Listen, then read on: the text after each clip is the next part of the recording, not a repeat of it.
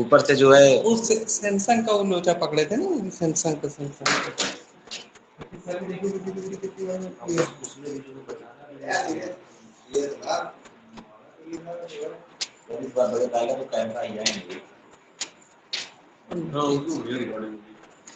अरे वो सही है, बस सही लगाया आपने। अरे ठीक है, थोड़ी चीजें ठीक है, डिस्टेंस है।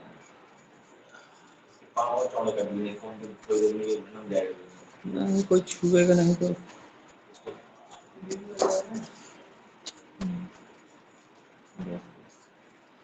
कोई अगर छुए ना। ठीक ठीक।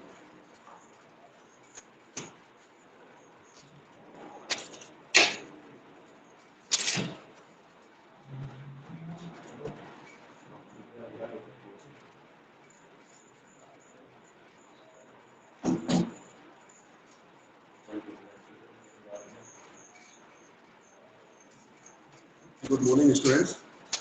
कल की क्लास में हम लोगों ने मैग्नेटिक सबस्टेंसेस और अर्थ मैग्नेटिज्म के बारे में डिस्कस किया था। आज की इस क्लास में हम उसी टॉपिक को कंटिन्यू करेंगे। कल हमने मैग्नेटिक सबस्टेंसेस की प्रॉपर्टीज को डिस्कस किया था और आज की क्लास में हम लोग अर्थ मैग्नेटिज्म को डिस्कस करेंगे। आपको मेरी वॉइस क्लियर आ रही है सभी स्टूडेंट्स को? सभी स्टूडेंट्स को मेरी वॉइस क्लियर आ रही है?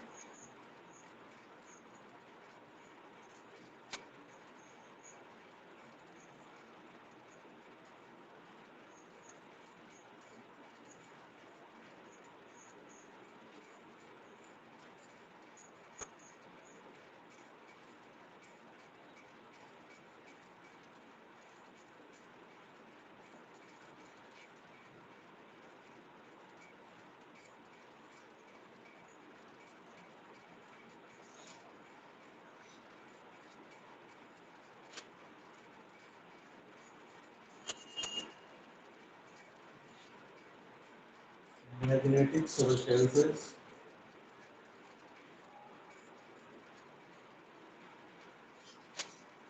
and earth magnetism, इसका हम लोग आज सेकेंड पार्ट डिस्कस करेंगे। सेकेंड पार्ट डिस्कस करेंगे। सभी स्टूडेंट्स को मेरी वॉइस क्लियर हो रही है?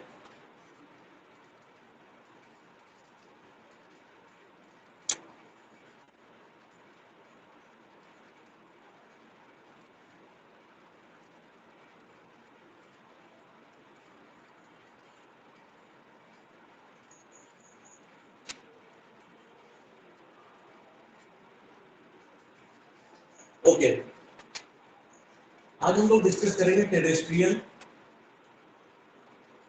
Magnetism.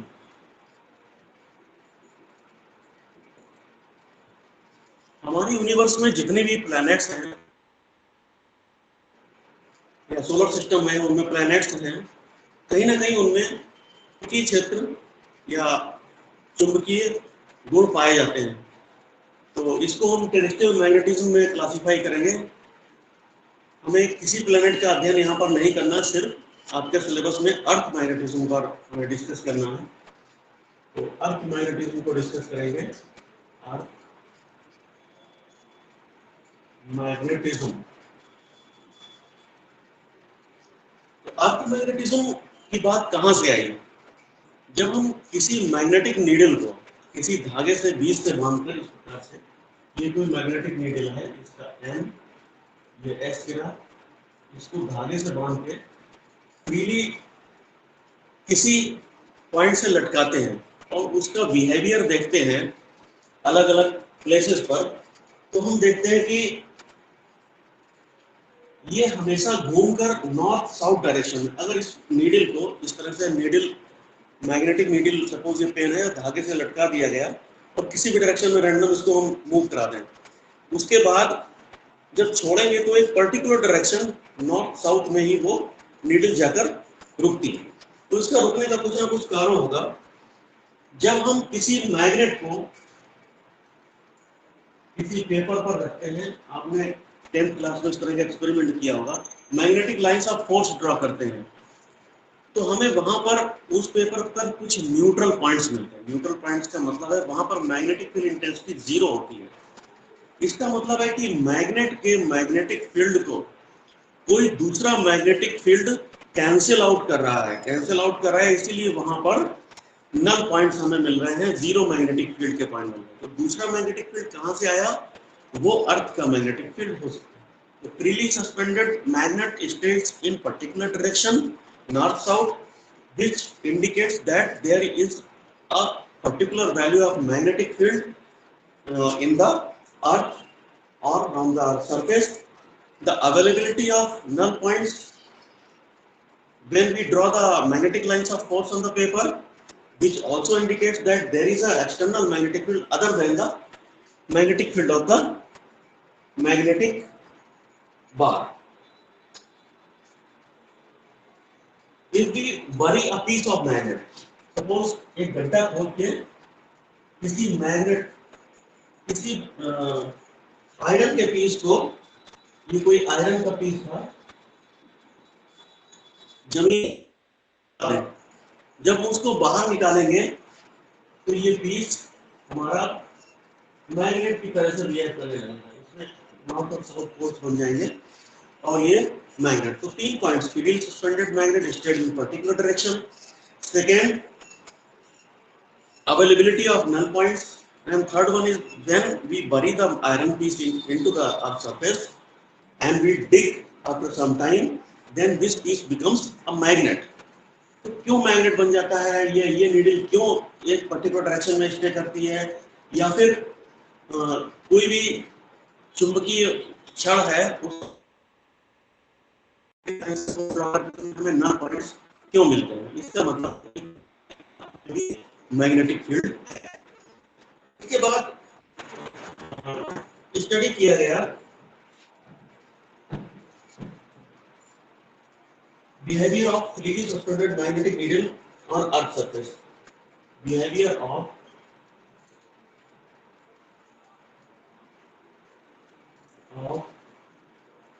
freely suspended magnetic needle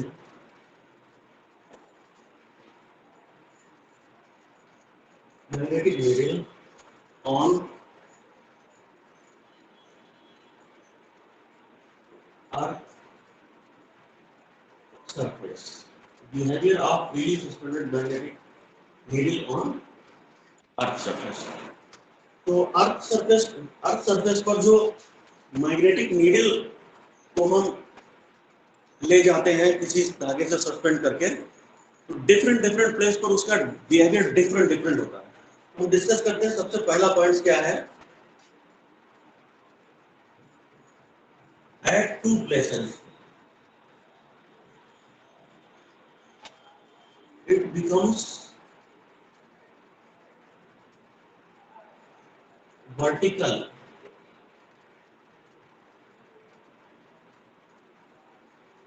it becomes vertical। Magnetic needle को हम इस तरह से लटका के किसी धागे से और अर्थ सरफेस पर घुमाएं हर जगह, तो पूरी अर्थ सरफेस पर 2 पॉइंट मुझे ऐसे मिलेंगे जहां पर ये मैग्नेटिक नीडल वर्टिकल हो जाएगी, या फिर इस तरह से या फिर इस तरह से हो जाएगी। 2 पॉइंट में मिलते हैं। ये जो पॉइंट्स होते हैं इनको हम कहते हैं पोल्स। यहाँ पर एक फिगर बना लेते हैं।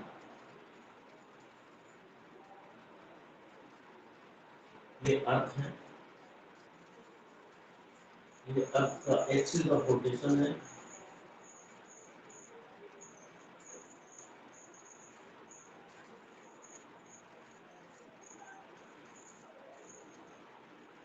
एक्सिस ऑफ रोटेशन है। जो ये लाइन है इसको हम इक्वेटर बोलते हैं।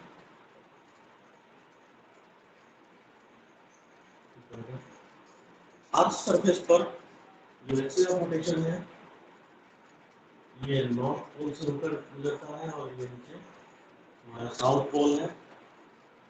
जो मैग्नेटिक स्टडी किया गया तो ऐसा पाया गया कि ऐसा लगता है कि अर्थ के अंदर कोई मैग्नेट रखा हुआ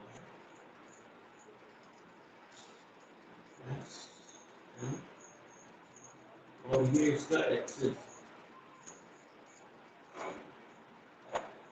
स्टडी में यह पाया गया कि हमारा जो नेचुरल एक्सिस ऑफ रोटेशन अर्थ का है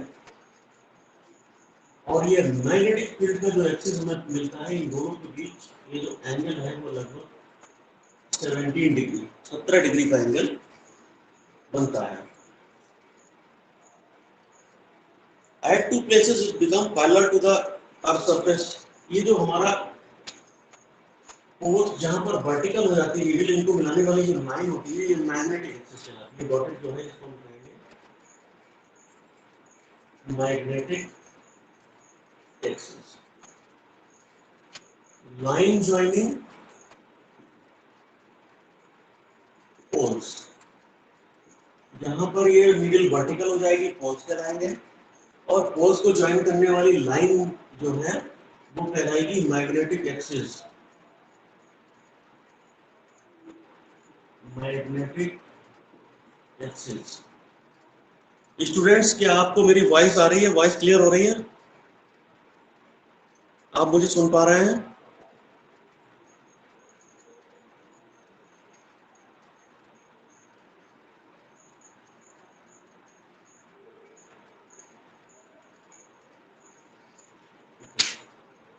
सेकेंड, जिस प्रकार से दो स्थानों पर ये वर्टिकल हो जाती है, उसी प्रकार से कुछ स्थानों पर ये at two places it becomes parallel to the earth surface। तो उन पॉइंट्स को हम कहते हैं, इन पॉइंट्स को मिलाने वाली लाइन जो कहलाती है लाइन ज्वाइनिंग these points, इसको हम कहते हैं मैग्नेटिक इक्वेटर। Magnetic equator. इस प्रकार से ये आपको मिल गया मैग्नेटिक इक्वेटर।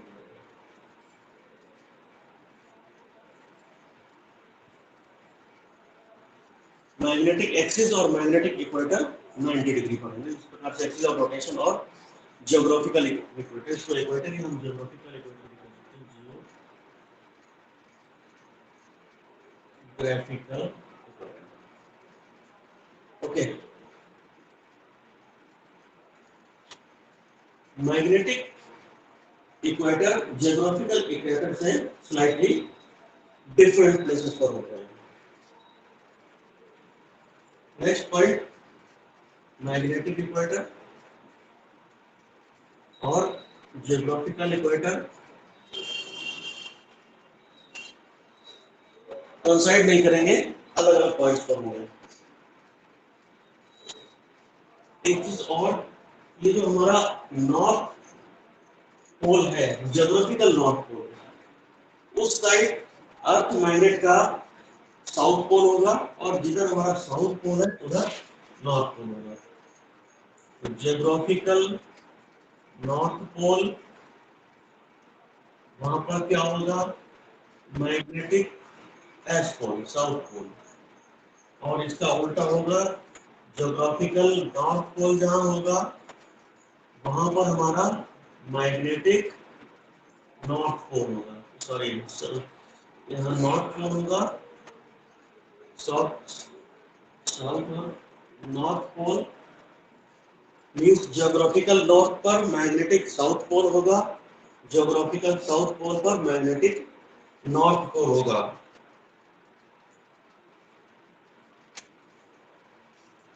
और ये जो मैग्नेटिक पोल्स है, ये हमारा मैग्नेटिक साउथ,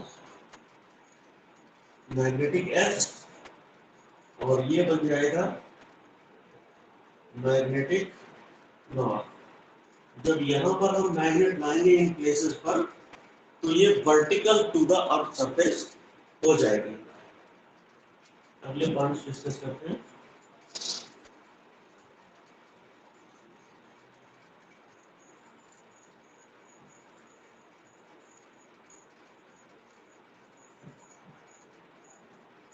अब ये अर्थ पोल रखी हुई है, ये पूरा हमारा जो ग्लोब है इसका जो अपर पार्ट है, ये वाला आधा हिस्सा, ये कहलाता है northern hemisphere.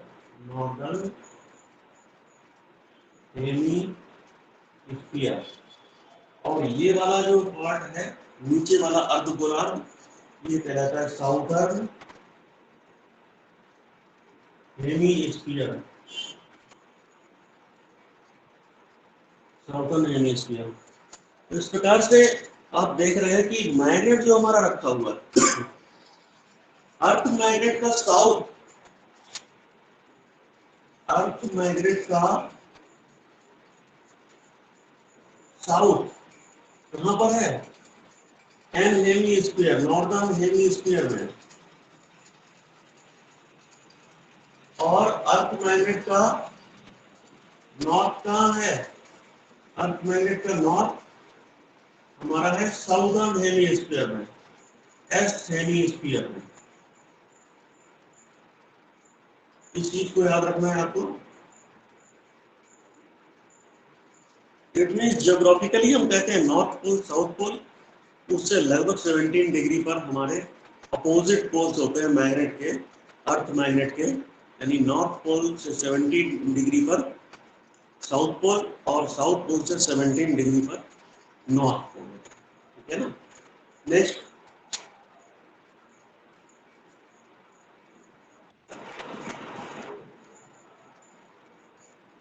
Seventeen degree angle बनता है एक्सिस ऑफ रोटेशन और मैग्नेटिक एक्सिस के बीच। किसके बीच? Axis of rotation and magnetic axis. Magnetic axis क्या होता है? वो दो पॉइंट्स जहां पर मैग्नेटिक नीडल वर्टिकल हो जाती है, उनको ज्वाइन करने वाली लाइन मैग्नेटिक एक्सिस कहलाती है।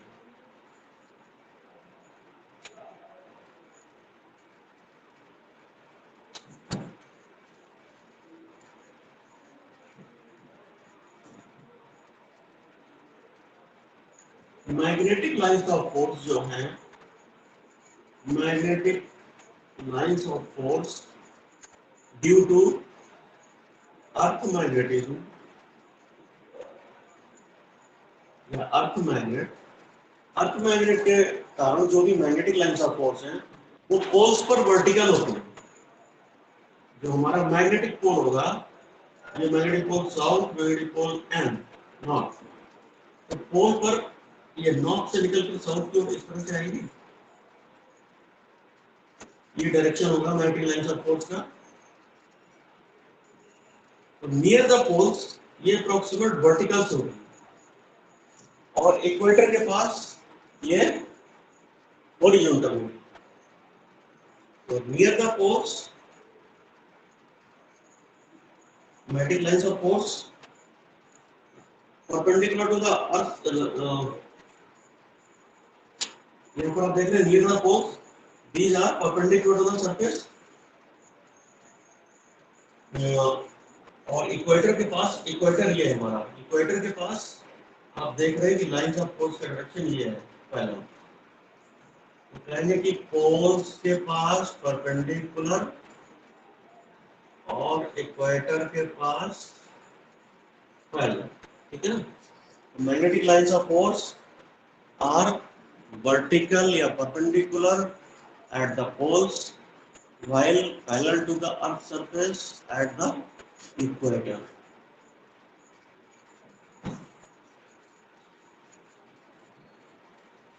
अगर हम कोई छोटा सा एरिया चूज करें अर्थ सरफेस का, कोई छोटा सा एरिया ये लिया, इसको मैं इसको देखें, इस एरिया में मैग्नेटिक लाइंस ऑफ फोर्स जो होगी वो पैरेलल होगी। इन स्मॉल एरिया, किसी एक स्मॉल एरिया में अगर स्टडी करें lines of force, magnetic lines of force due to earth are parallel. Small area में ये पैरेलल होंगे एंड डायरेक्शन सेम एवरीवेयर, और हर दिशा हर जगह आप देख रहे हैं स्मॉल एरिया में डायरेक्शन सेम। तो डायरेक्शन कैसा होगा, डायरेक्शन सेम होगा। और इस प्रकार से आप देख पा रहे हैं कि स्मॉल एरिया में magnetic lines of force parallel है, डायरेक्शन सेम है। तो इस छोटे एरिया में आप देख रहे हैं कि पैरेलल भी है, डायरेक्शन भी सेम है। तो ये कैसा हो गया, यूनिफॉर्म मैग्नेटिक फील्ड होगा, uniform magnetic. It means earth surface पर अगर छोटा सा कोई एरिया हम कंसीडर करेंगे, सपोज हमारे पास मोबाइल फोन है, उतना एरिया मैंने ले लिया, वहां पर लाइंस ऑफ फोर्स को देखेंगे तो वो पैरेलल होगी, एक ही डायरेक्शन में होगी। इट मींस उस एरिया पर हम कह सकते हैं कि हमारा जो अर्थ का मैग्नेटिक फील्ड है वो कैसा है, यूनिफॉर्म है। बट अगर लार्ज स्केल पर देखेंगे तो इक्वेटर के पास ये हमें काफी वीक मिलेगा और पोल्स के पास काफी स्ट्रॉन्ग मिलेगा, बिकॉज पोल्स के पास ही हमारे मैग्नेटिक पोल्स हैं मैग्नेट के। तो नियर द पोल्स हमेशा मैग्नेटिक फील्ड स्ट्रॉन्ग होता है, और as we move from the pole away from the poles the magnetic field becomes slowly weaker than comparable to the magnetic field near the poles.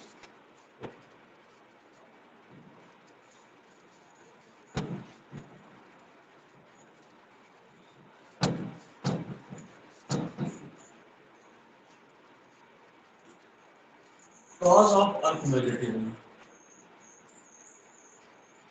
cause of earth magnetism। पृथ्वी का जो चुंबकत्व है इसका कारण क्या है, तो इसकी बहुत सारी थ्योरीज दी गई हैं। कोई कहता बहुत बड़ी सी चुंबक पृथ्वी के अंदर रहती, कोई कहता नहीं, पिघली अवस्था में धातुएं एलॉयज पृथ्वी के अंदर हैं, वो पृथ्वी के घूर्णन के कारण मैग्नेटिक फील्ड उत्पन्न करती है। कोई कहता है कि एटमॉस्फेयर में हमारे आयंस हैं और करंट डेवलप हो जाती है जिसकी वजह से मैग्नेटिक फील्ड डेवलप होता है। तो वन बाई वन हम लोग यहाँ पर डिस्कस करेंगे, और ये भी डिस्कस करेंगे कि कौन सी मॉडर्न थ्योरी है जो सारी चीज़ों को सेटिस्फाई करती है, अर्थ मैग्नेटिज्म के रीजन को क्लियरली इंडिकेट करती है। तो यहाँ पर पहली थ्योरी जो है उसको, इस अर्थ मैग्नेटिज्म को सबसे पहले डिस्कस किया था सर विलियम गिलबर्ट ने। इनका नाम नोट करिए, साइंटिस्ट का sir William Gilbert. William Gilbert ने इसको 1600 में ये बताया कि अर्थ सरफेस के अंदर एक पावरफुल मैग्नेट रखा हुआ है, पावरफुल मैग्नेट। पावरफुल मैग्नेट है तो छोटा सा तो हो नहीं सकता, because the radius of the earth is 6400 kilometre. Radius of earth are equal to 6.4 into 10 to the power 6 metre या 6400 किलोमीटर।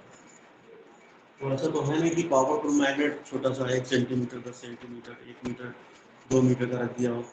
6400 किलोमीटर रेडियस वाले अर्थ में मैग्नेटिज्म प्रोड्यूस करने के लिए लगभग इतना या इससे बड़ा कोई मैग्नेट रखना पड़ा होगा। मीन्स 6000 से 10,000 12,000 किलोमीटर बड़ा मैग्नेट रखना इम्पॉसिबल। तो बताया इन्होंने सर विलियम गिलबर्ट ने कि अर्थ के अंदर कोई मैग्नेट रखा हुआ, बट मैग्नेट आया कहाँ से? तो हम कह सकते हैं ये नॉट पॉसिबल। क्यों नहीं पॉसिबल है? मान लिया कि रखा भी है मैंने, तो क्यों नहीं पॉसिबल है? इसके 3 कारण। पहला, high temperature within the core या विदिन द अर्थ। पृथ्वी के अंदर टेम्परेचर बहुत ज्यादा है, तो टेम्परेचर बहुत ज़्यादा है। ऐसे में आपने पढ़ा है क्यूरी लॉ के अकॉर्डिंग टेम्परेचर जब क्रिटिकल टेम्परेचर को पार कर जाएगा तो उस कंडीशन में कुछ वर्क नहीं करेगा, वो फेरोमैग्नेटिक सब्सटेंस पैरामैग्नेटिक बन जाएगा और मैग्नेट वर्क नहीं करेगा। क्योंकि आयरन के लिए Fe के लिए क्यूरी टेम्परेचर 770 डिग्री सेंटीग्रेड होता है और निकल के लिए लगभग 258 डिग्री सेंटीग्रेड होता है और अर्थ के अंदर का जो टेम्परेचर है वो हजारों डिग्री सेंटीग्रेड के आसपास होता है। ऐसे में क्यूरी टेम्परेचर जो आयरन और निकल जो मेन सब्सटेंसेस हैं मैग्नेटिज्म प्रोड्यूस करने वाले, उनका मैग्नेटिज्म नहीं रहेगा, मैग्नेटिज्म फिनिश हो जाएगा। तो due to high temperature within the earth possible नहीं है कि कोई मैग्नेट बड़ा सा रखा हो जिसके कारण अर्थ में मैग्नेटिक फील्ड आ गया। Second, no change in position of poles. होता क्या है, फिगर द्वारा फिर देखेंगे, ये हमारा अर्थ है और ये साउथ, ये नॉर्थ, इस प्रकार से एक मैग्नेट रखा हुआ है इसके अंदर मान लें। तो देखा गया कि इसका जो मैग्नेटिक एक्सिस है धीरे धीरे टिल्ट होता जाता है, कभी यहाँ हो जाएगा कभी यहाँ हो जाएगा। जो मैंने 70 डिग्री बताया था, 70 डिग्री एवरेज रहता है। मैग्नेटिक एक्सिस जियोग्राफिकल एक्सिस से कुछ ना कुछ पोजीशन को अपनी चेंज करता रहता है। तो अगर ऐसा होता है कि कोई पावरफुल मैग्नेट पृथ्वी के अंदर रखा होता है तो वो अपनी पोजीशन को चेंज नहीं कर पाता। इतना बड़ा मैग्नेट पोजीशन को चेंज नहीं कर पाता, it means magnetic poles change नहीं होते। क्योंकि मैग्नेटिक पोल्स चेंज हो रहे हैं, इट मींस कोई बड़ा पावरफुल मैग्नेट पृथ्वी के अंदर नहीं रखा है। तीसरा, how it has been magnetised. चलिए मान लिया कि मैग्नेट अंदर रखा गया, तो इतने बड़े मैग्नेट को मैग्नेटाइज कैसे किया गया होगा, इतने बड़े चुंबक को चुंबकित कैसे किया गया होगा। तो ये तीन प्रॉब्लम थी सर विलियम गिलबर्ट की थ्योरी में। हाई टेम्परेचर के कारण हाई मैग्नेट, पावरफुल मैग्नेट पृथ्वी के अंदर नहीं हो सकता है। पोल्स की पोजीशन चेंज हो रही है, इसका मतलब पावरफुल मैग्नेट अंदर नहीं हो सकता है। और इसको मैग्नेटाइज कैसे किया गया होगा, ये भी समस्या, इसलिए पावरफुल मैग्नेट पृथ्वी के अंदर नहीं हो सकता। अब तीन मेन थ्योरीज हैं, इन पर फोकस करते हैं।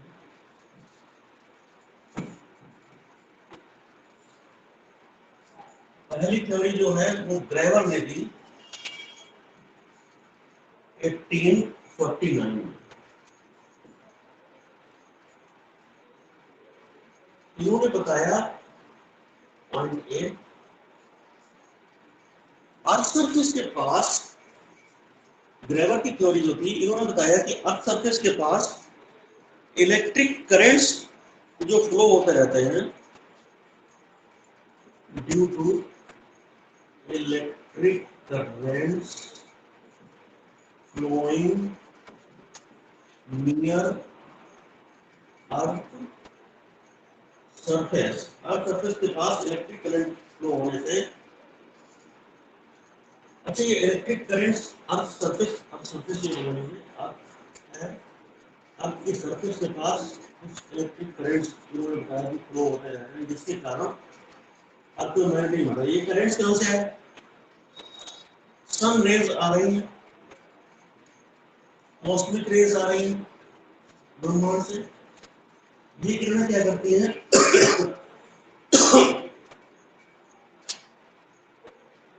ये रेडिएशन करंट जनरेट करता है। तो इलेक्ट्रिक करंट के फ्लो के कारण यहाँ पर मैग्नेटिज्म आ गया।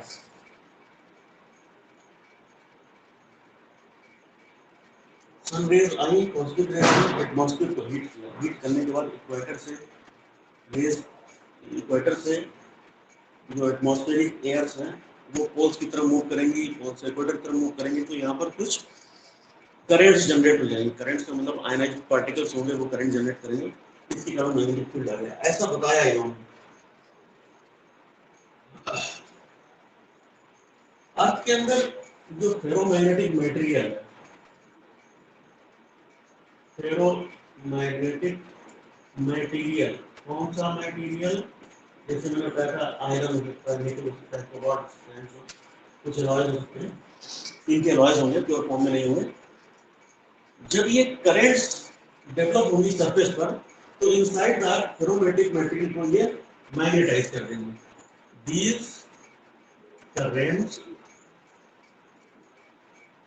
magnetize ferromagnetic material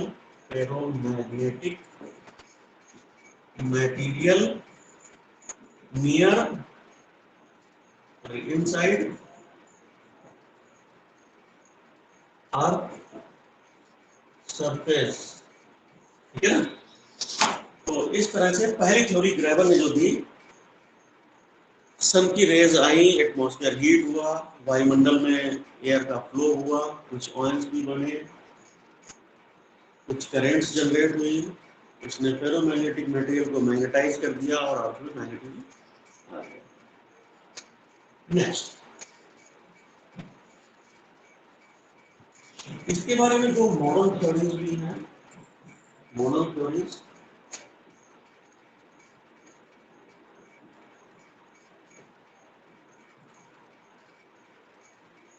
अभी आपने पहली थ्योरी कौन सी पढ़ी थी?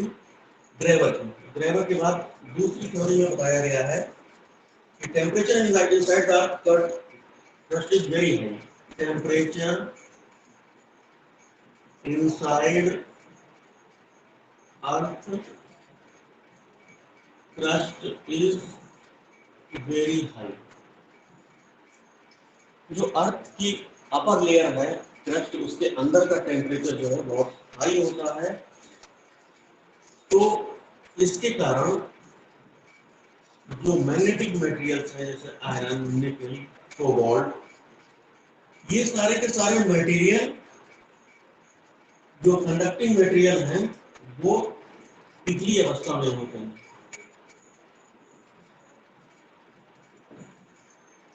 मोल्टन स्टेट में।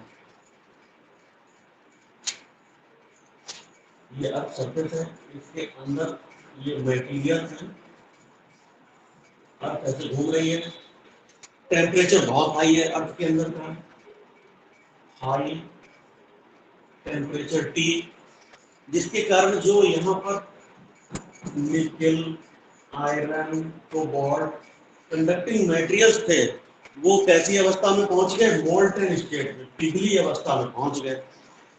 अब जब ये अर्थ रोटेट करेगी तो ये पिघले पदार्थ भी अर्थ के साथ ड्रैग करेंगे, ड्रैगिंग होगी। जैसे कि किसी बाल्टी में पानी भरें या गिलास में पानी भरें और चम्मच से उसको आप इस तरह से घुमाएं तो चम्मच के साथ पानी यूं घूमता है, मतलब ड्रैग करता है। उसी प्रकार से अर्थ रोटेट करेगी तो ये मोल्टन कंडीशन में जो मटेरियल्स हैं वो ड्रैग करेंगे, due to which self excited dynamo. ये बताया गया कि इसके कारण एक सेल्फ, ये जो भी कंडक्टिंग मटेरियल्स है, कंडक्टिंग मटेरियल जब मूव कर रहे हैं, कंडक्टर में मोशन आया तो एक सेल्फ एक्साइटेड डायनामो बन गया, जिसके कारण मैग्नेटिक फील्ड अर्थ का डेवलप हो गया। मैग्नेटिक फील्ड, फिर से इसको समझें। अर्थ क्रस्ट के अंदर का टेम्परेचर बहुत ज्यादा है, जो भी कंडक्टिंग मटेरियल्स थे वो due to high temperature molten state में होंगे, and due to the rotation of earth along the axis of rotation the molten material drags with the earth crust and some special type of self-excited dynamo effects are generated which are responsible for the generation of magnetic field inside the earth। तो इस तरह से पाया गया कि magnetic field बन सकता है। ये पहली मॉडर्न थ्योरी। दूसरी मॉडर्न थ्योरी क्या कहती है?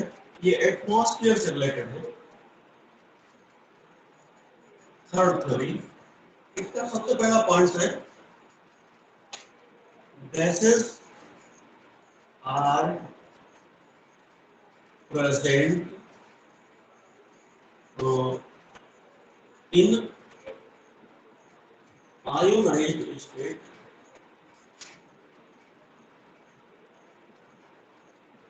in the atmosphere। ये अर्थ है, एक्सिस ऑफ रोटेशन है, इसके चारों ओर ये वायुमंडल है, वायुमंडल की बहुत सारी लेयर्स का हमने पढ़ा।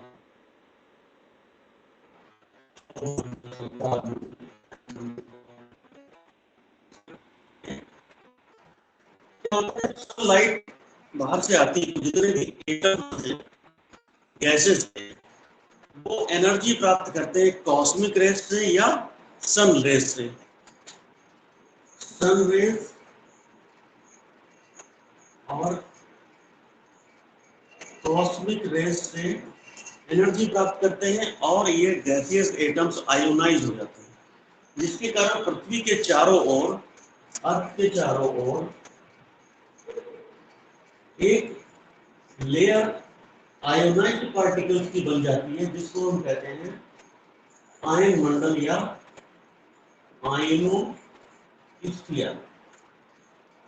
आयनोस्फीयर का जो हाइट होता है वो अप्रोक्सीमेट अर्थ सरफेस से 80 किलोमीटर से स्टार्ट होकर और ये लगभग जाता है 300 किलोमीटर।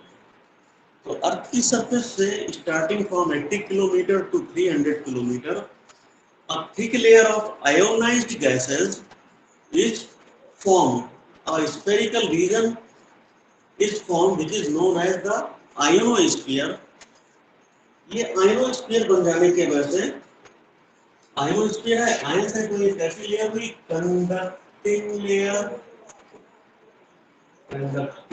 Of ionosphere. ये conducting layer of ionosphere form हो गई। जब ये अर्थ रोटेट करेगी तो इसके साथ आयनोस्फीयर की लेयर भी रोटेट करेगी, साथ में ड्रैग करेगी।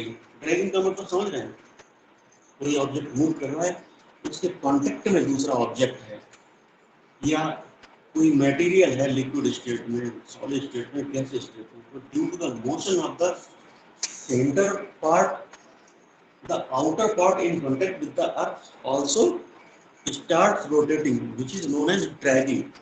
So due to the rotation of earth along the axis of rotation, the ionosphere also rotates. Ionosphere rotates with earth. Yeah, dragging is produced in the ionosphere due to the rotation of earth, जिसकी वजह से strong electric currents are generated. जब ionized particles move करेंगे, the movement of the particle per second is known as current, I equal to Q upon T। Therefore strong electric currents are produced। कहां पर बन रही है? Round the earth।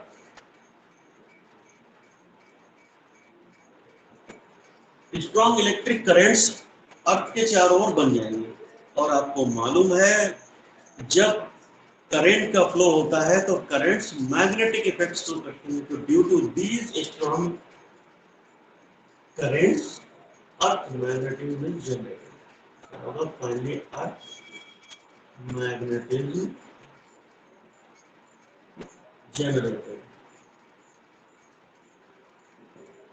तो सबसे ज्यादा एक्सेप्ट की जाने वाली थ्योरी, मॉडर्न थ्योरी में से यही तीसरी थ्योरी है कि आयनोस्फीयर की गैसेस की ड्रैगिंग के कारण अर्थ में मैग्नेटिक फील्ड प्रोड्यूस होता है। Okay,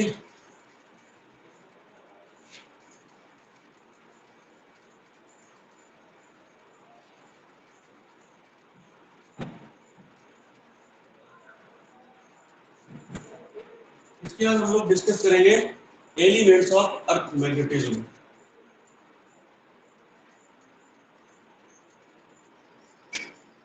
elements of earth magnetism. Elements of earth magnetism. तो कुल अर्थ मैग्नेटिज्म को डिस्कस करने के लिए या किसी भी पॉइंट पर अर्थ मैग्नेटिज्म को प्रॉपर्ली डिफाइन करने के लिए, प्रॉपर्ली डिफाइन करने का मतलब है हमें मैग्नीट्यूड और direction.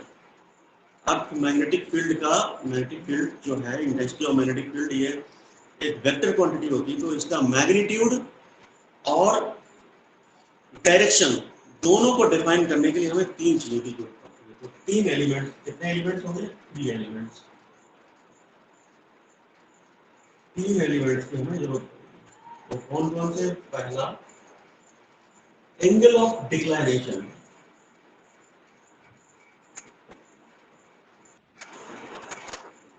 Angle of declination alpha. अलग अलग बुक्स में नोटेशन अलग हो सकते हैं, यहाँ मैं अल्फा लेकर चल रहा हूँ। Second one is angle of dip.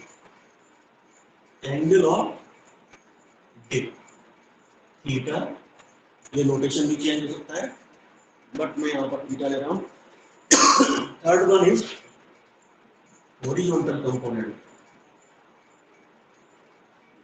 horizontal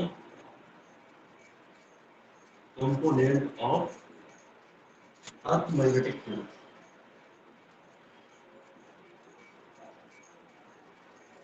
magnetic field, और इसको बोलेंगे H। Angle of declination, angle of dip and horizontal component of earth magnetic field. तो ये सबसे पहले हम लोग डिस्कस करते हैं एंगल ऑफ डिक्लाइनेशन।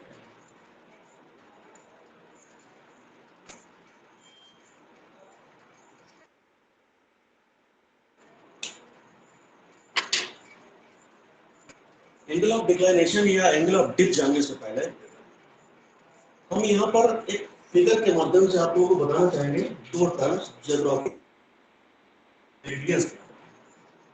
तो साइड में हम लोग पहले डिस्कस कर लेते हैं geographical meridian and magnetic meridian. Earth surface है हमारी, तो आपने देखा था एक्सिस ऑफ रोटेशन था, और जिस डायरेक्शन में रखा हुआ था अर्थ में, यानी कि रखा गया, जिसको मैंने कंसीडर किया था कि अर्थ के मैग्नेटिक फील्ड का डायरेक्शन है, वो था हमारा मैग्नेटिक एक्सिस। तो कोई भी प्लेन किसी प्लेस से जाने वाला और geographical axis, axis of rotation से पास होने वाला जो प्लेन होता है, वो कहलाता है ज्योग्राफिकल मेरिडियन। और जो प्लेन किसी पर्टिकुलर एक्सिस को मैं कहा हूँ, किसी पर्टिकुलर प्लेस पर, इस प्लेस से और मैग्नेटिक एक्सिस से एक साथ पास हो रहा हो, वो कहलाएगा मैग्नेटिक मेरिडियन। तो यहाँ पर एक फिगर बनाकर देख लेते हैं, थोड़ा सा उससे क्लियर हो जाएगा।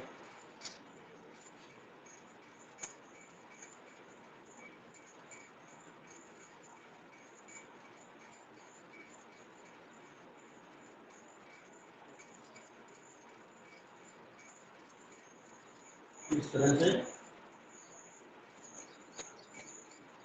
ये प्लेन इस तरह से बनाए थे,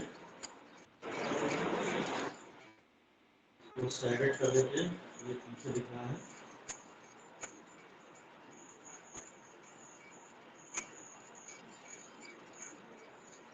अगर हम ये मान लें कि ये हमारा डायरेक्शन जियोग्राफिकल नॉर्थ है, जियोग्राफिकल नॉर्थ डायरेक्शन, और ये हमारा मैग्नेटिक नॉर्थ है, मैग्नेटिक नॉर्थ। और कोई फ्रीली किसी नीडल को सस्पेंड किया गया है, तो वो नीडल किस डायरेक्शन में रुक रही है, इस प्रकार से इसके सिरे भी हम बना लेते हैं साउथ और नॉर्थ। ये आ गया। तो यहाँ पर जो आप साइडेड प्लेन देख रहे हैं, ये हमारा कहलाएगा जियोग्राफिकल मेरिडियन, जियोग्राफिकल मेरिडियन, और ये वाला प्लेन कहलाएगा मैग्नेटिक मेरिडियन।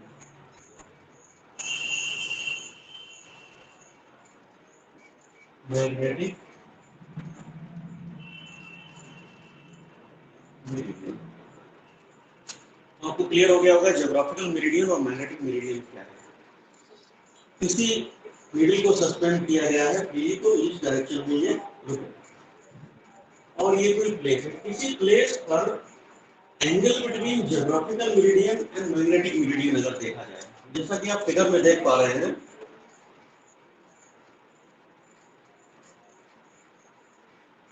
एंगल बिटवीन इसके किसके बीच, ज्योग्राफिकल मेरिडियन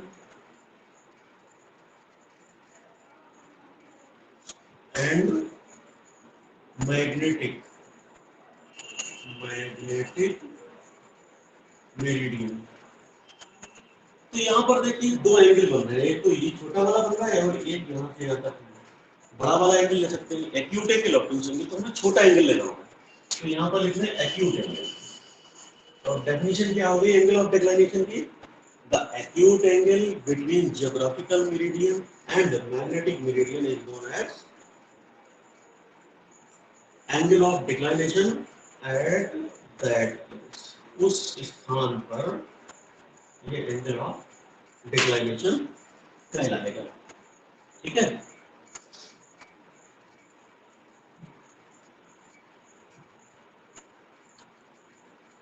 आगे हम लोग डिस्कस करेंगे angle of Dick.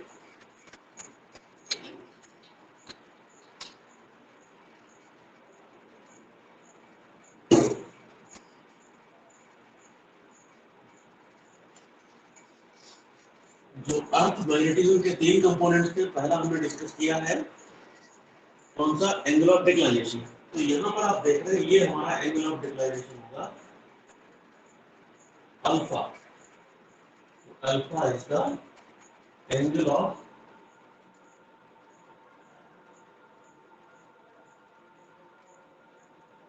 Declination. Second component है angle of dip. Angle of dip, angle of dip की डेफिनेशन देखें, the angle between axis of the freely suspended needle in the magnetic meridian. Magnetic meridian suspended magnet ने horizontal के साथ कितना angle बनाया, देखिए ये मैग्नेटिक मेरिडियन में सस्पेंडेड एंगल नीडल ने एंगल बनाया हॉरिजॉन्टल डायरेक्शन हमारा ये इसके साथ, कौन सा एंगल, ये वाला, इसको बोलेंगे थीटा। तो ये एंगल हमारा कहलाएगा angle of dip. Angle of Dick क्या डेफिनेशन हुई, angle between horizontal and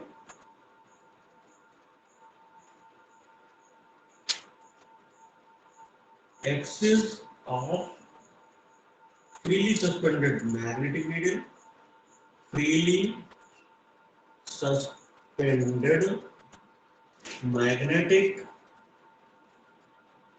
needle in magnetic meridian, magnetic meridian at that place। उस स्थान पर फ्रीली लटकने वाली चुंबक ने अपने एक्सिस और हॉरिजॉन्टल के साथ कितना कोण बनाया। ये मैग्नेटिक नीडल यहाँ लटक रही थी और वर्टिकल के साथ ये इतनी झुक गई, तो इसने कितना एंगल बनाया, ये थीटा, ये एंगल ऑफ डिक हो गया। आप देखेंगे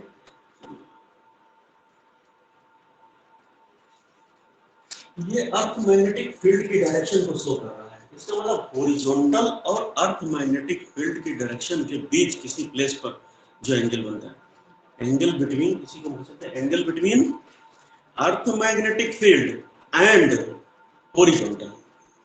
इसकी दूसरी डेफिनेशन हो सकती है angle in earth magnetic field and horizontal, तो ये भी कहलाएगा आपका एंगल ऑफ डिप थीटा। ये दो डेफिनेशन। तो आप देख रहे हैं कि अगर पोल्स पर देखा जाए, पोल्स पर, अर्थ के पोल्स पर निकल जाती है, इट मींस हॉरिजॉन्टल के साथ वो 90 डिग्री एंगल बनाती है। तो देखेंगे पोल्स पर थीटा की वैल्यू कितनी होगी, 90 डिग्री, और इक्वेटर पर कितनी होगी, इक्वेटर पर theta equal to 0। It means angle of dip is 90 degree at poles and 0 degree at equator.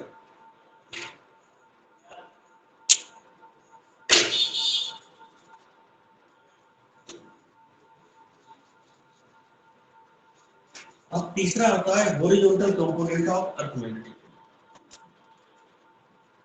पहला एलिमेंट एंगल ऑफ डिक्लाइनेशन, दूसरा element angle of dip, angle of dip ये है अल्फा थीटा, और तीसरा element horizontal component of earth magnetic field, horizontal component of earth magnetic field H, horizontal component। आपने देखा कि यहां पर मैग्नेटिक फील्ड का डायरेक्शन ये था, BE लिख लेते हैं, magnetic field due to earth, और ये एंगल बन रहा है हॉरिजॉन्टल के साथ थीटा। तो अगर इस डायरेक्शन में हम कंपोनेंट देखें अर्थ मैग्नेटिक फील्ड का हॉरिजॉन्टल कंपोनेंट, तो वो आएगा H equals to BE cos theta.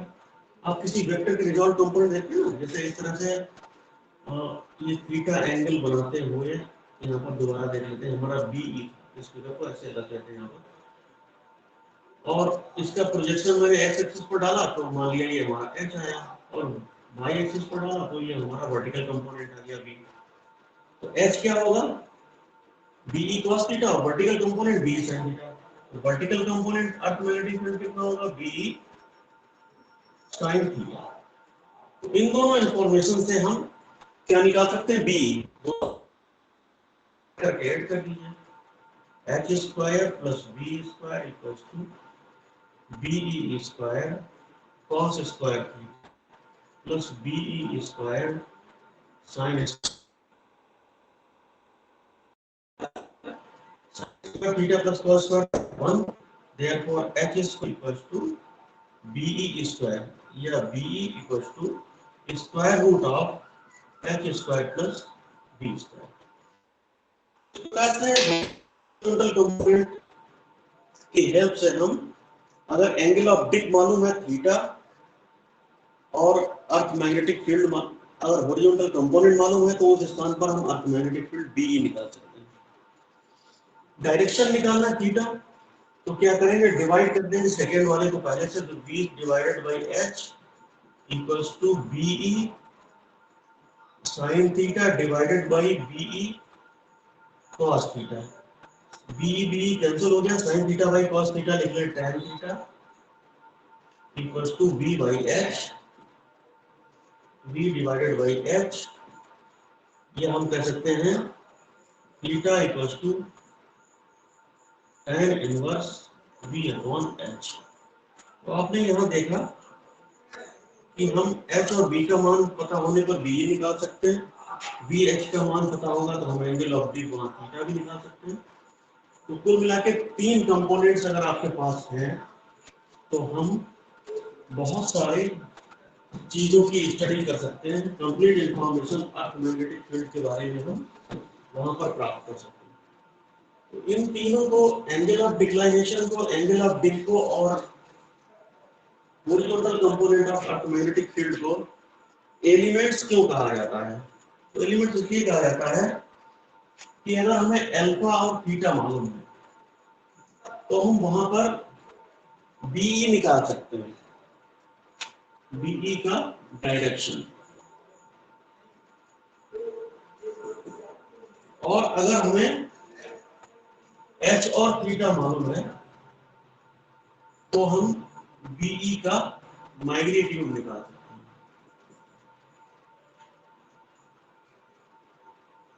Magnitude. तो इस प्रकार से angle of dip, angle of declination से हम डायरेक्शन निकाल सकते हैं और हॉरिजॉन्टल कंपोनेंट और एंगल ऑफ डिप का यूज करके मैग्नीट्यूड निकाल सकते हैं। तो बी का डायरेक्शन और मैग्नीट्यूड मालूम हो गया तो आप अर्थ मैग्नेटिक फील्ड का, अर्थ मैग्नेटिक फील्ड का पूरी इंफॉर्मेशन प्राप्त कर सकते हैं। बी की वैल्यू वहां पर किसी भी प्लेस पर क्या होगी, at any place. It means तीन कंपोनेंट्स ही जरूरी है, अल्फा, बीटा और एच, इसको निकालने के लिए, बीई को निकालने के लिए। इसीलिए इन्हें हम कहते हैं elements of earth magnetic field. इसीलिए इनको हम कहते हैं elements of earth magnetic field. ये मतलब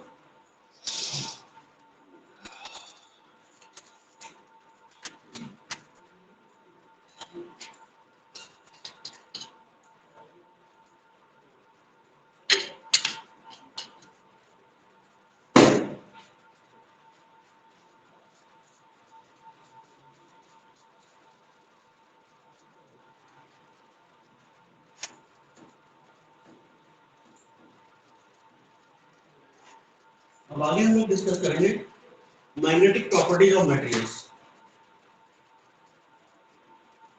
मैग्नेटिक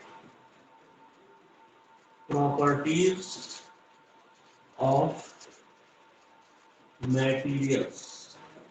कल हम लोगों ने म्यू, काई, ये सब चीजें डिस्कस की थी, उनको एक बार हम डिटेल में देखते हैं। तो सबसे पहला मैग्नेटाइजेशन आई, नंबर 1 मैग्नेटाइजेशन वेक्टर आई। मैग्नेटाइजेशन क्या होता है? मैग्नेटिक मोमेंट पर unit volume of the material. कोई मटेरियल है, उसमें बहुत सारे टाइनी मैग्नेट्स होंगे, उन टाइनी मैग्नेट्स का कुछ ना कुछ मैग्नेटिक मोमेंट होगा। अगर किसी पर्टिकुलर वॉल्यूम में, यूनिट वॉल्यूम में हम मैग्नेटिक मोमेंट देखें तो वो मैग्नेटाइजेशन कहलाता है। तो मैग्नेटिक मोमेंट, मैग्नेटिक मोमेंट पर यूनिट वॉल्यूम, पर unit volume of the material. एकांक आयतन में कितना मैग्नेटिक मोमेंट है किसी मटेरियल में, वो क्या कहलाएगा, आई। और ये वेक्टर क्वांटिटी होता है। इसका यूनिट होगा एम्पियर पर मीटर। अगली डेफिनेशन को जल्दी से देखें। Number 2 magnetic intensity H. Magnetic intensity H, या इसको हम मैग्नेटिक फील्ड इंटेंसिटी भी बोलते हैं। Magnetic field intensity H. कोई भी मैग्नेटिक फील्ड किसी मटेरियल को मैग्नेटाइज करता है। किस हद तक मैग्नेटाइज कर पा रहा है, इसकी क्षमता कितनी है मैग्नेटिक फील्ड की किसी मटेरियल को मैग्नेटाइज करने की, इस रेसिपी को तो capability of magnetic field to magnetise a material, to magnetise a material is called magnetic intensity H. Here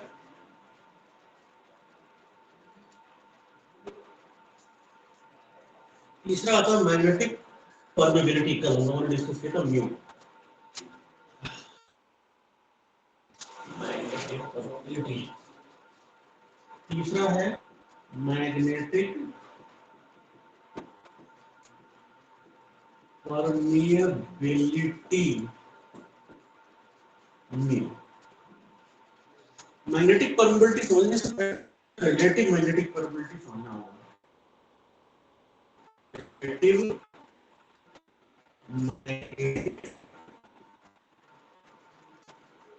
permeability mu r और space या vacuum permeability of free space, जिसको हम कहेंगे म्यू जीरो। इनको आपको समझना होगा। इसको देख लेते हैं, the degree to which magnetic field can penetrate or is known as relative permeability mu r। कोई मैग्नेटिक मटेरियल और मैग्नेटिक फील्ड उसमें एंटर कर रहा है, कितना डेप्थ तक वो मटेरियल मैग्नेटिक मटेरियल को पेनिट्रेट कर पाता है। Capability of the magnetic field to penetrate the material medium is known as relative permeability mu r of the medium, mu r of the medium। और मैग्नेटिक मटेरियल फ्री स्पेस में कितना penetrate कर सकता है, वो म्यू जीरो है। Ratio of number of lines magnetic induction per unit area, ratio of magnetic induction line या lines of magnetic induction per unit area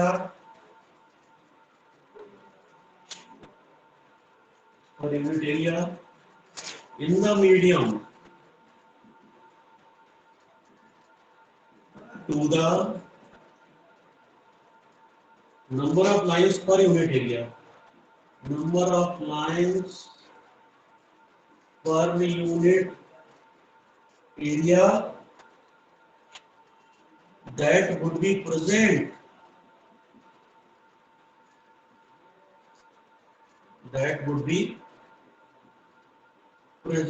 if the medium were replaced by vacuum, if the medium were replaced by vacuum, medium were replaced by vacuum, यानी कि mu R बराबर B divided by B zero. मतलब magnetic induction lines किसी medium में per unit area में, और उस medium को अगर हम वैक्यूम से रिप्लेस कर दें तो कितनी magnetic lines of course magnetic induction lines होगी, उनका रेशियो जो है वो रिलेटिव परमेबिलिटी कहलाएगा। और वैक्यूम के लिए रिलेटिव परमेबिलिटी चूंकि लाइंस नंबर ऑफ लाइंस पर यूनिट एरिया का रेशियो है, तो ये कैसी क्वांटिटी होगी, डायमेंशनलेस, दोनों सेम डायमेंशन की क्वांटिटी है, डायमेंशनलेस हो गया। तो म्यू कैसा होगा, डायमेंशनलेस। और म्यू फॉर वैक्यूम, वैक्यूम के लिए म्यू की वैल्यू कितनी होगी, 1 mu R. Mu R is a dimensionless quantity and mu R vacuum equal to 1। तो किसी मीडियम की जो परमेबिलिटी होगी उसको हम डिफाइन करते हैं mu R into means permeability of the relative permeability of the medium multiplied by permeability of free space, where mu zero is the permeability of free space, permeability of free space।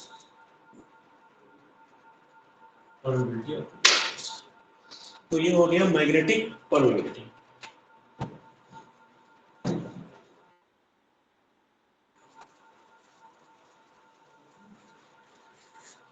Next हम लोगों ने कार्य अंतर पढ़ा था, magnetic susceptibility, magnetic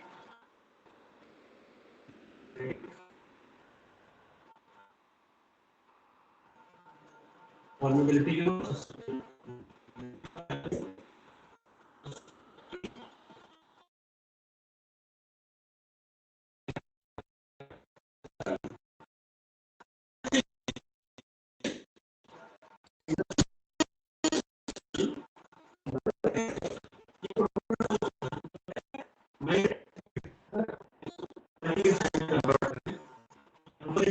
है तो constant को हम बोल देते हैं Im equals to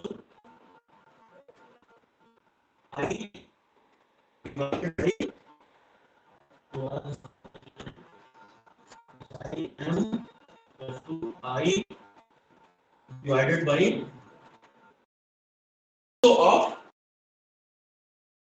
magnetization to the magnetizing magnetization divided by magnetizing field का जो रेशियो होता है और वैक्यूम के स्टेट तो नंबर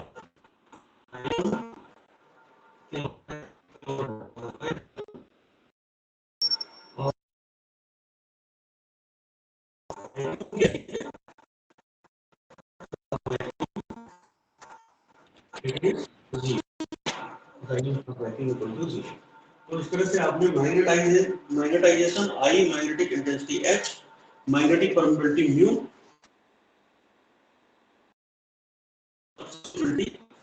को पैरामीटर्स के बीच क्या होते हैं न्यूमेरिकल पर्पस से आप इन रिलेशंस को याद रखिएगा रिलेशंस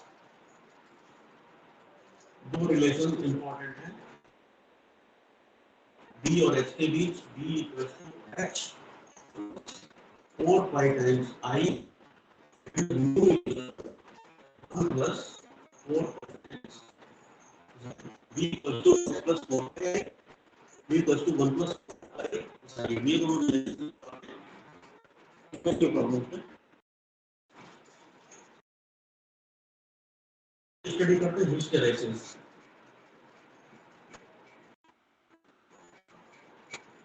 हिस्टेरेसिस किसी भी मैग्नेटिक मैग्नेटाइजिंग फील्ड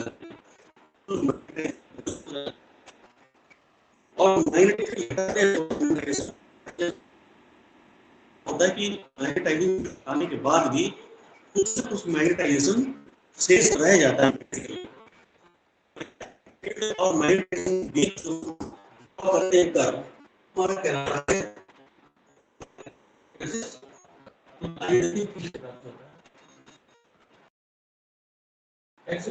लिया जो मैग्नेटाइजिंग फील्ड है और यहाँ पर हमारा मैग्नेटाइजेशन भी आया या हम ले सकते हैं कितना मैग्नेटाइजेशन प्रोड्यूस हुआ सैंपल में इसको फ्लक्स डेंसिटी भी कह सकते हैं मैग्नेटिक इंटेंसिटी इतनी लगाई और कितना फ्लक्स डेंसिटी प्रोड्यूस हो रहा है यहाँ पर कोई सैंपल रखा है जैसे हम फील्ड बनाते हैं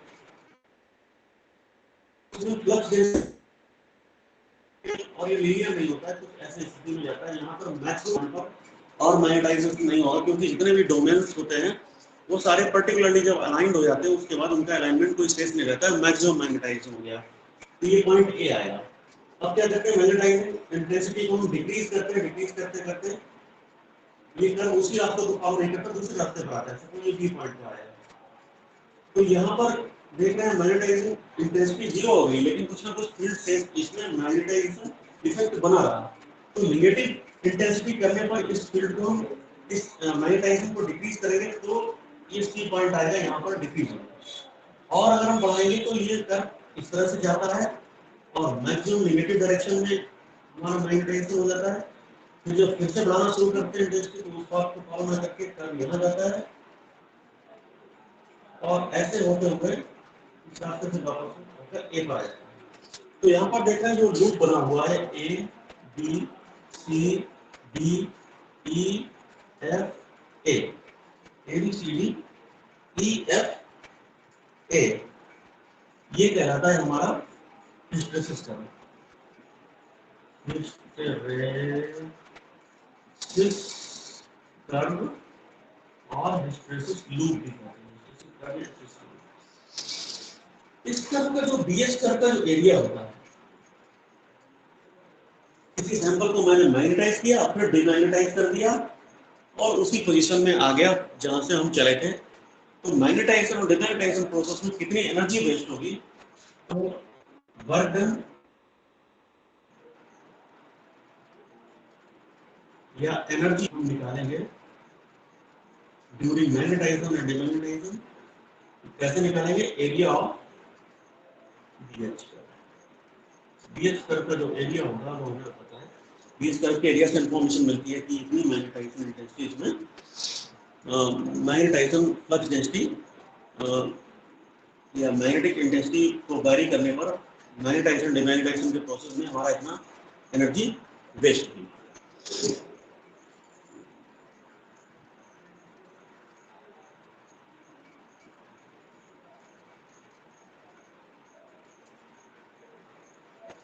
यहाँ पर आप देख रहे हैं कि जब मैग्नेटिक इंटेंसिटी 0 हो गई फिर भी ये इतना पोर्शन आप देख रहे हैं OB, हम समझ OB इतना अभी भी इसमें मैग्नेटिज्म शेष है, मैग्नेटिज्म 0 नहीं हुआ।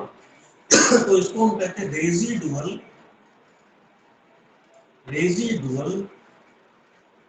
मैग्नेटिज्म। मैग्नेटिक इंटेंसिटी तो मैंने 0 कर दी, घटाकर 0 कर दी, लेकिन ये कर्व यहाँ वापस 0 पर नहीं आया, ये B पर पहुंच गया। तो वो भी इतनी वैल्यू हमारे पास रेजिडुअल मैग्नेटिज्म की शेष रह गई, जिसको हम कहते हैं सैंपल की रिटेंटिविटी। सैंपल की रिटेंटिविटी कहते हैं।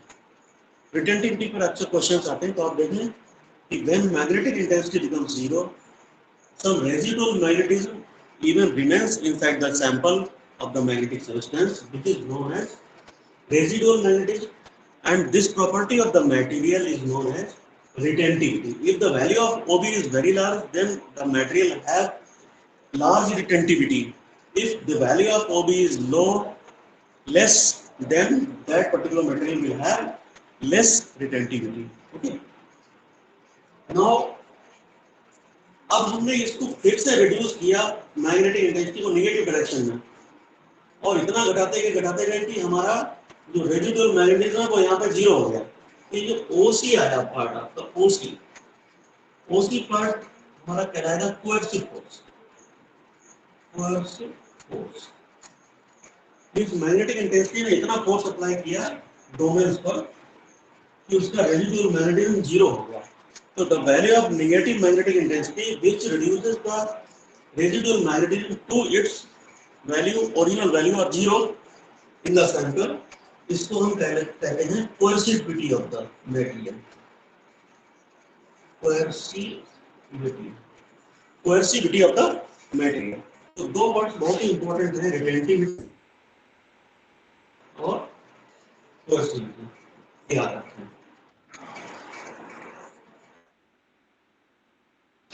यहाँ पर आपने देखा मैग्नेटिक फील्ड को 0 कर दिया, मैग्नेटाइजेशन आ गया। वही चीज यहाँ पर है, 0 है लेकिन इसमें मैग्नेटाइजेशन है। पॉइंट B और point E, point B and E, इन दोनों पॉइंट्स पर क्या हो रहा है? मैग्नेटाइजेशन है सैंपल में, लेकिन आउटर एक्सटर्नल मैग्नेटिक फील्ड 0 है, कोई मैग्नेटिक इंटेंसिटी नहीं हमने लगाई वहां पर। तो ऐसे में ये सैंपल में without external field magnetic effect आ गया तो वो एक मैग्नेट बन जाएगा। तो इसको हम कहेंगे परमानेंट मैग्नेट। तो हिस्टेरेसिस कर्व पर आप देख रहे हैं B और E ऐसे दो पॉइंट हैं जहां पर सैंपल परमानेंट मैग्नेट की तरह से बिहेव करेगा। अगर प्रॉपर डेफिनेशन देखा जाए तो H को समाप्त कर देने के बाद भी B की वैल्यू कुछ ना कुछ बनी रहती है, यानी कि H आगे आगे चल रहा है, B उसके पीछे पीछे चल रहा है। तो हम डेफिनेशन मान सकते हैं lagging of B behind H, the lagging of B behind H is called lagging of B behind H is called hysteresis.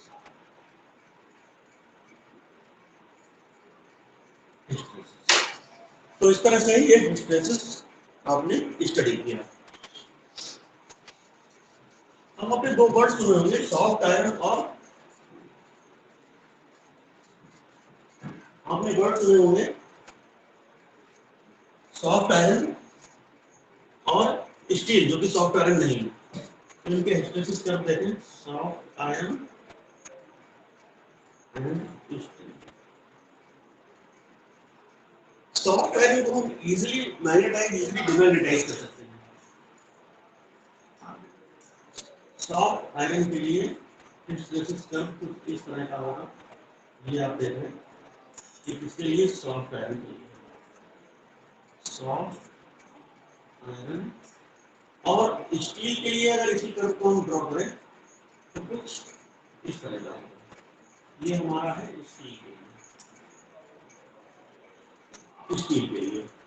तो यहाँ पर देख रहे हैं कि सॉफ्ट आयरन के लिए रिटेंटिविटी की वैल्यू ये है, सॉफ्ट आयरन के लिए रिटेंटिविटी इतनी है, और ये आप देख रहे हैं स्टील के लिए, स्टील के लिए रिटेंटिविटी इतनी है। तो सॉफ्ट आयरन और स्टील का अगर कंपैरिजन किया जाए तो हम पहला पॉइंट ले सकते हैं, पहले तो देख लें इसकी परमेबिलिटी के बारे में। परमेबिलिटी जो म्यू होगी, mu of soft iron is greater, यानी कि म्यू इसके लिए सॉफ्ट आयरन, सॉफ्ट आयरन ये ग्रेटर होगा म्यू फॉर स्टील। इसको शॉर्ट में लिख लें, याद कर लें। Second, retentivity of soft iron is greater than steel. Retentivity, retentivity किसकी, सॉफ्ट आयरन की। आप देख रहे हैं रिटेंटिविटी सॉफ्ट आयरन की ज्यादा है किससे, रिटेंटिविटी ऑफ स्टील से, ठीक है ना। तीसरा पॉइंट देखें, कोर्सिविटी, कोर्सिविटी में उल्टा होगा। आप देख रहे हैं कि ये है सॉफ्ट आयरन की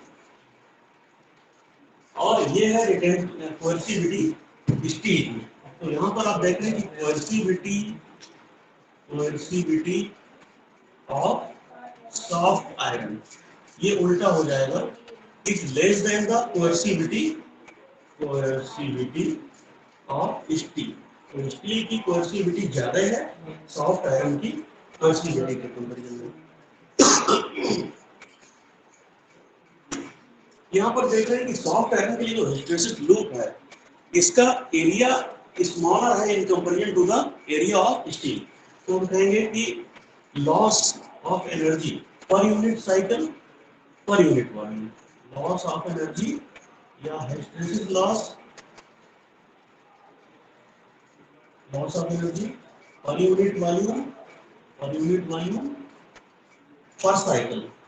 एक साइकिल में आपने सैंपल को मैग्नेटाइज किया, डिमैग्नेटाइज किया, दूसरी साइकिल में मैग्नेटाइज डिमैग्नेटाइज किया, तो पर यूनिट वॉल्यूम एक साइकिल के लिए निकालेंगे तो सॉफ्ट आयरन के लिए लेस आएगा, इसके लिए सॉफ्ट आयरन के लिए, soft iron in comparison to that for steel. Loss इसके लिए per unit volume per cycle steel के लिए। तो इस प्रकार से hysteresis loss per unit volume per cycle is less for soft iron than for steel. Examples, cobalt steel, जो permanent magnet होते हैं उनको दोबारा से देखते हैं।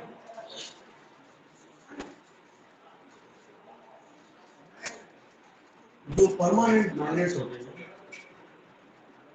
परमानेंट मैग्नेट्स, उनकी प्रॉपर्टी होनी चाहिए कि इनकी रिटेंटिविटी हाई होनी चाहिए, रिटेंटिविटी होनी चाहिए और हाई कोर्सिविटी भी होनी चाहिए, हाई कोर्सिविटी भी होनी चाहिए, रिटेंटिविटी कोर्सिविटी दोनों हाई होनी चाहिए। तो इनके एग्जांपल्स हैं, एक कोबाल्ट स्टील होता है, कोबाल्ट स्टील एलॉय है, इसकी रिटेंटिविटी हाई होती है। कुछ मॉडर्न एलॉयज भी हैं जिनको हम बोलते हैं ट्राइकोनॉल, नाम याद रखें, ट्राइकोनॉल, एल्निको, ये एलॉयज हैं, ये कुछ एलॉयज या धातु हैं जिनसे हम परमानेंट मैग्नेट बनाते हैं, जिनकी रिटेंटिविटी और कोर्सिविटी दोनों हाई होती है। ये एल्निको एल्युमिनियम निकल कोबाल्ट से मिलकर एल्निको से इलेक्ट्रोमैग्नेट्स जो होते हैं, तो इलेक्ट्रोमैग्नेट्स की प्रॉपर्टी क्या होनी चाहिए? इलेक्ट्रोमैग्नेट की प्रॉपर्टी क्या होनी चाहिए? इनकी फ्लक्स डेंसिटी मैक्सिमम होनी चाहिए, मैक्सिमम फ्लक्स डेंसिटी, ये प्रॉपर्टी है, नोट कर लें। With comparatively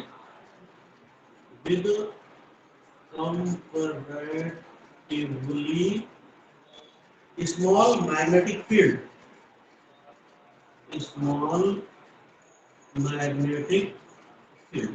flux density maximum हो with comparable small magnetic field, और इनका हिस्टैरिसीस लॉस कम हो, लो हिस्टैरिसीस लॉस कम हो। तो जो एग्जांपल इसका है आप देखेंगे, सॉफ्ट आयरन में सारी प्रॉपर्टी पाई जाती है, इसलिए सॉफ्ट आयरन को हम इलेक्ट्रोमैग्नेट की तरीके से यूज करते हैं। तो इस प्रकार से ये आज की क्लास ओवर होती है। आपने मैग्नेटिक सबस्टेंसेस और अर्थ मैग्नेटिक फील्ड के बारे में स्टडी किया, इनकी प्रॉब्लम्स आप लोग सॉल्व करिएगा। Thank you very much.